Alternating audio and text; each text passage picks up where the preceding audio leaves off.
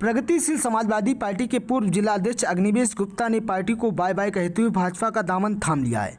क्या कुछ ऐसे कारण है, इसी को लेकर अग्निवेश से मैंने खास बातचीत की है।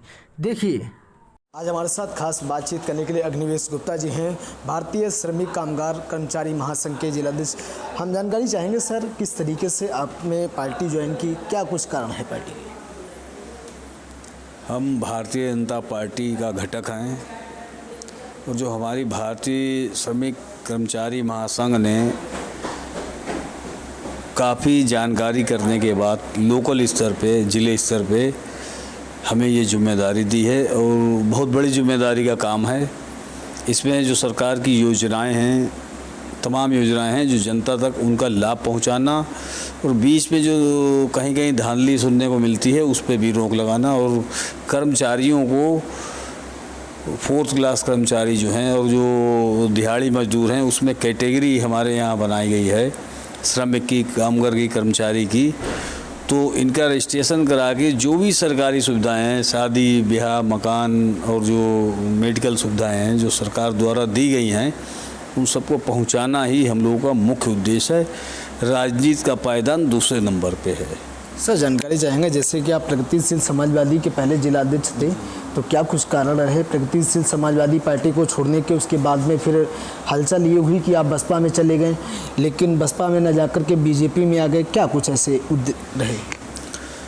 पिछले 20 सालों से हमारे यहाँ के विधायक, बहुत पुराने विधायक हैं, माननीय सुरेश खन्ना जी, वो खुद जानते होंगे और लोग जानते हैं, क्योंकि हम चुनाव के वक्त हमेशा राष्ट्रवाद और सनातनवाद पर मैंने हमेशा भाजपा की मत की है। और योगी आदित्यनाथ जी महाराज के आने से, प्रधानमंत्री हमारे यशस्वी प्रधानमंत्री जी के आने से हमारी नहीं, लोगों की मानसिकता एकदम ठोस हो गई है कि जो राष्ट्रवादी नहीं है वो कोई राजनीति नहीं, वो सिर्फ व्यापार कर रहे हैं, देश को बर्बाद कर रहे हैं। राष्ट्रवादी पार्टी एक ही है, भारतीय जनता पार्टी, जो सबका साथ, सबका विकास और सबका सम्मान भी करते हैं, कोई भेदभाव नहीं करते हैं। किसी सरकार में आने से किसी एक जात या किसी धर्म की नहीं चलती है, जो कानून का राज कायम हुआ है। हमारे देश प्रदेश में अपहरण का धंधा चलता था, ये धंधा था अन्य पार्टियों में, सपा में, बसपा में। ज़मीनों पे कब्जे होते थे, बहु बेटियाँ सुरक्षित नहीं होती थी और सोर्स और फोर्स के आधार पे कानून हुआ करता था। आज वो कुछ नहीं है, आज कानून का राज कायम है। अगर कोई बर्बाद होने कोई लगा है और बिल्कुल बेवकूफ़ है, वो जब वो कोई अपराध करता है तो उसे पूरा भारतीय संविधान के अनुसार उसे दंड भी दिया जाता है, चाहे वो कोई भी हो। जी बिल्कुल, अगर बात करें जिस तरीके से विपक्ष का कहना है कि 350 सीटों के साथ हम फिर दोबारा सत्ता में वापसी करेंगे, ऐसा क्या? देखिए, ऐसा है, बोलने को तो कुछ भी बोल लिए, कुछ भी बोल सकते हैं।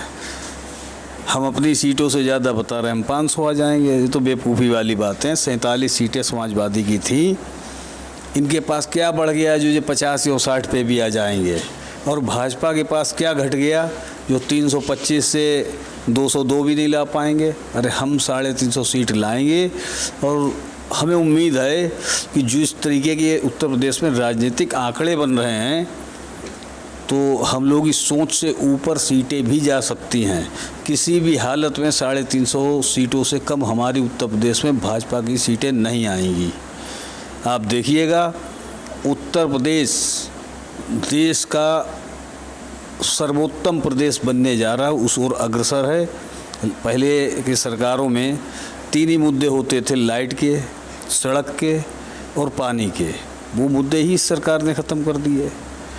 तो अब उन्हें कुछ ना कुछ तो कहना है, तो वो कुछ नहीं, सिर्फ बातें कर रहे हैं, अपनी पीठ अपने हाथ से थपथपा रहे हैं कि हम 350 लें, ये 47 से 47 पे नहीं रहेंगे।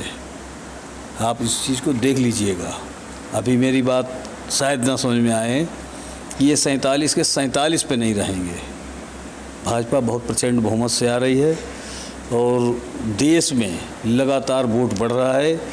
और मैं तो एक अपील करूंगा आपके चैनल के माध्यम से, आपका बड़ा सक्रिय चैनल है, कि 70 साल में मुसलमानों को ठगा है डरा के। सपा ने, बसपा ने, कांग्रेस ने, तमाम कम्युनिस्टों ने, हिंदू मुसलमान करके दंगे कराए, उन्हें डराया है, उन्हें लाभ नहीं दिया, उन्हें शिक्षा नहीं दी। आज हमारी भाजपा गवर्नमेंट में सबको मकान भी मिल रहे हैं, विश्वास भी मिल रहा है और कोई दंगा नहीं हुआ। इसके मतलब हमारा उनका प्रेम बढ़ा है, अविश्वास खत्म हुआ है।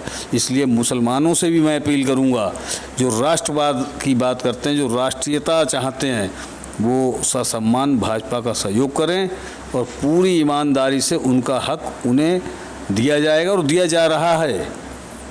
सर, कानून व्यवस्था पर तो अभी सभी पार्टियों ने सवाल खड़े कर दिए। गोरखपुर में जिस तरीके से घटना हुई कि एक व्यापारी की पीट कर हत्या कर दी गई पुलिस के द्वारा, बिल्कुल निंदा होनी चाहिए, मैं भी निंदा करता हूँ।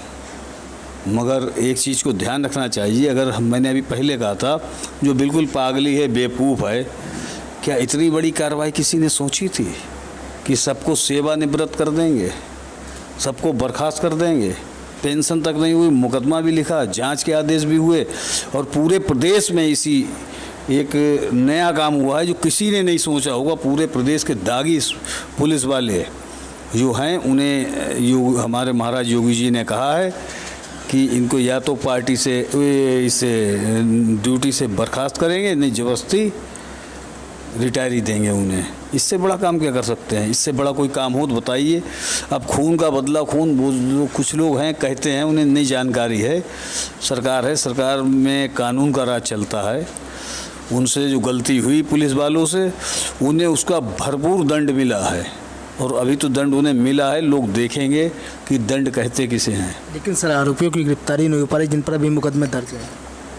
देखिए भाई, कुछ लोग जैसे फरार हो जाते हैं, पुलिस वाले हैं, पुलिस वालों का तो नेटवर्क बड़ा लंबा होता है, निश्चित पकड़े जाएंगे और बिल्कुल वही उनके साथ होगा। 1% भी इधर उधर नहीं होगा जो एक अपराधी के साथ होना चाहिए।